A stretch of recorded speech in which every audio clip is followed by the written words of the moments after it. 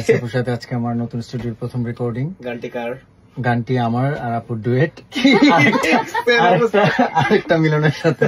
আগে আমারটা, যাই হোক, মিলনের সাথে একটা গান রেকর্ড করলাম এবং আমার সাথে একটা গান রেকর্ড হবে এখন।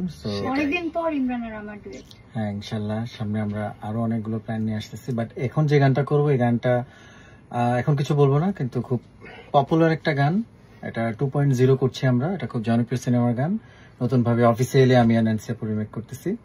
আশা করছি গানটা খুবই ভালো লাগবে এবং চমৎকার কিছু হবে ইনশাআল্লাহ। ইমরানের সুর সঙ্গীত আয়োজনে এবছর আমার এবং হাবিব ওয়াহিদের গাওয়া একটি গান আপনারা শুনেছেন, আমার দিনগুলো সব শিরোনাম তাই।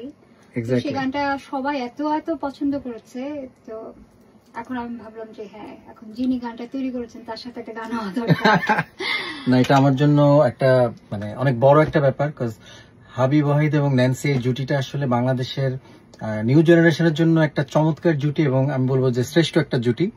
সো আমাদের জেনারেশনের মানে আইকনিক যে জুটি বলা চলে। সো এই জুটির জন্য গান করা আমার জন্য অনেক বেশি চ্যালেঞ্জের ছিল এবং প্রথমবারের মতো হাবিব ওয়াহিদ ভাইয়ের সুরের বাইরে ন্যান্সি আপু অন্য কারো জন্য সুরে একসাথে জুটিতে গান করলো এবং সে গানটা আপনারা ভালোবেসে এত ভালোবাসা দিয়েছেন। এই জন্য আমি অনেক কৃতজ্ঞ আপনাদের কাছে।